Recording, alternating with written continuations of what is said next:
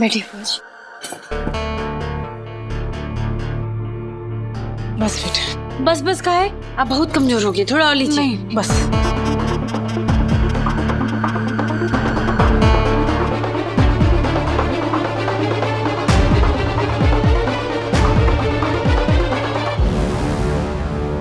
रहने दो।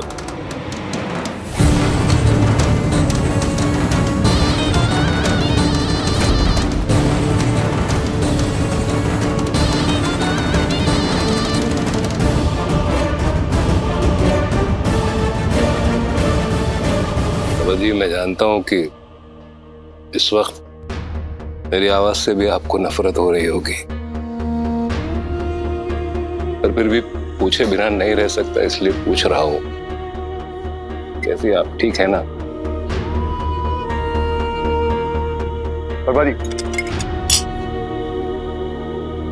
अरे बस करिए बाबा, चैन से नाश्ता तो करने दो इनको। ये अच्छा है, पहले रुलाओ और उसके बाद खैर खबर पूछो।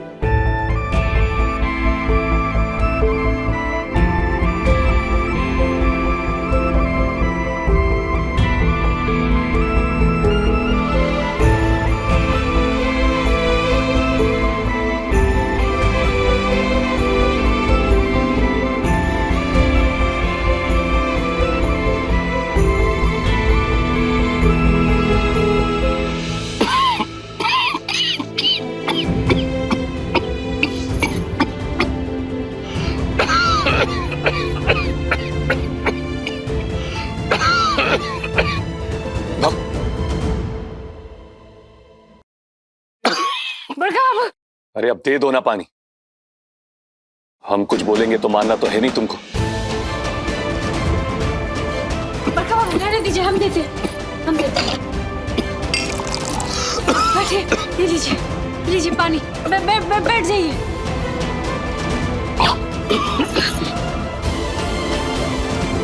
बैठ जाइए बरखा बाबू। अब बस ठीक है।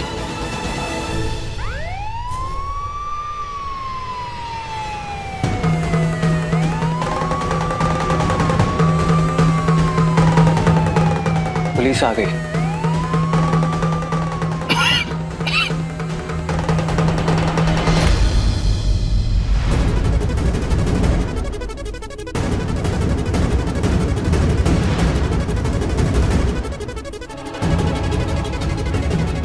प्रणाम सर।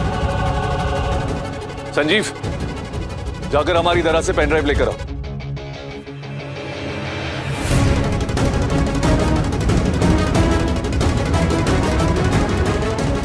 इंस्पेक्टर साहब, इस केस को अच्छे से समझ लीजिए।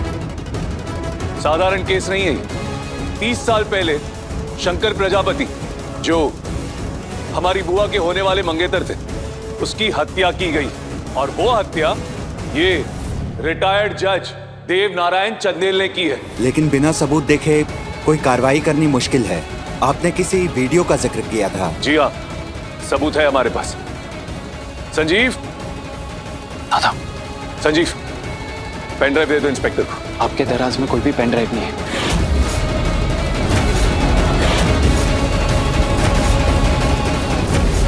यहाँ तक कि पूरा कमरा छान मारा, लेकिन पेन ड्राइव नहीं है वहाँ। अरे क्या बकवास कर रहे हो तुम? वही दराज में तो रखी थी हमने। दादा, पेन ड्राइव नहीं है।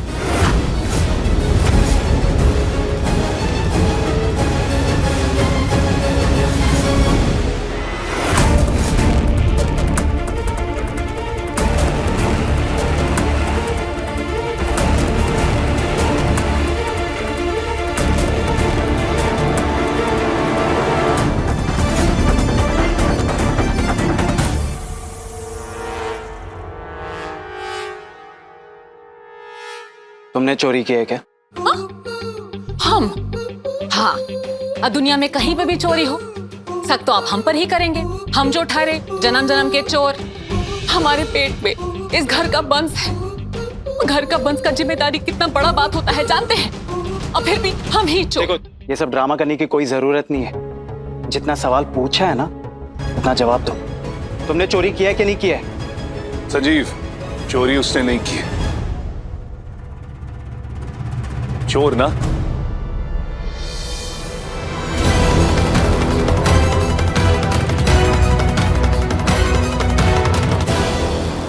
शर्म नहीं है तुम्हें?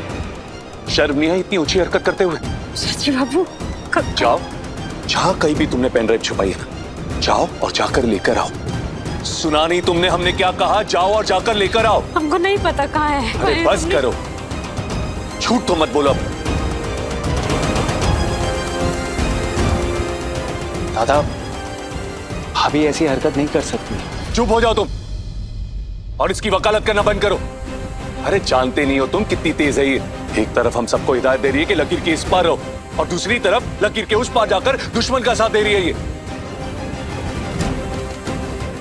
अरे अगर इससे चोरी नहीं की तो और किसने की है? उस दिन जब हम इंस्पेक्टर से बात कर रहे थे, पेन ड्राइव को दराज में रख रहे थे ना, तब वही खड़ी थी ये। उनकी काली करतूतों का प्रमाण है ये, और इसको ना हम यहां हिफाजत से रख रहे हैं। पैरवी कर रही थी इस आदमी की। क्या कह रही थी तुम? देव बाबा निर्दोष है, हत्या नहीं की, यही कह रही थी ना? अरे हमको क्यों घसीट रहे हो इसकी कथनी और इसकी करनी में? राजीव बाबू, अब हमारा बात सुनिए ना। हमको लगता है, माने हमको शक है कि बड़का बाबू ये हत्या नहीं किए हैं।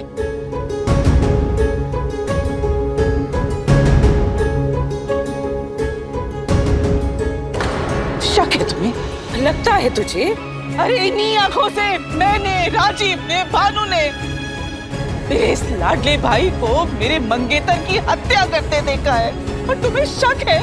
जानती हो क्या कह रही हो तुम? बुआ जी, हम बड़का बाबू को ना किसी से बात करते सुने थे। वो कह रहे थे कि चाहे मुझे जेल जाना पड़ जाए, चाहे फांसी हो जाए, पर मैं आपको वचन देता हूँ कि आपका नाम इस मामले में नहीं घसीटा जाएगा।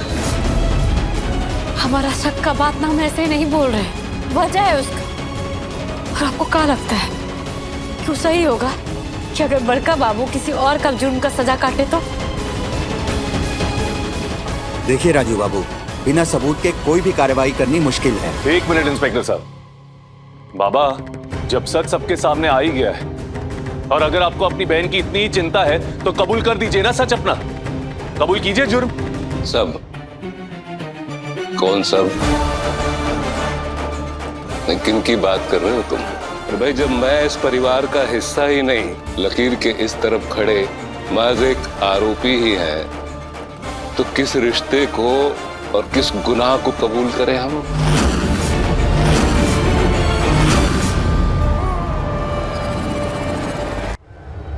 इंस्पेक्टर साहब, पुराने पापी से जुर्म कबूल कराएंगे आप? ए भानु,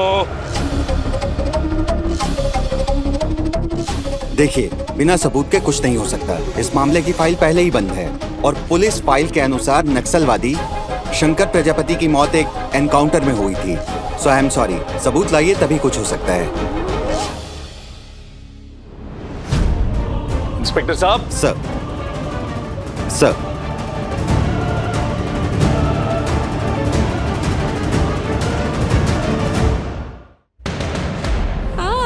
शंकर नक्सलवादी नहीं था। कितनी बार कहेंगे हम, वो नक्सलवादी नहीं था। तोड़ दी तूने उम्मीद। मेरे इस शैतान भाई को जेल की सलाखों के पीछे डालने की आखिरी उम्मीद सब तोड़ दी तूने।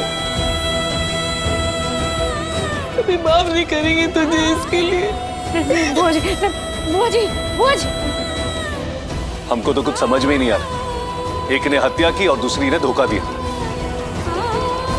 कौन अपना कौन सियार, कुछ समझ में ही नहीं आ रहा।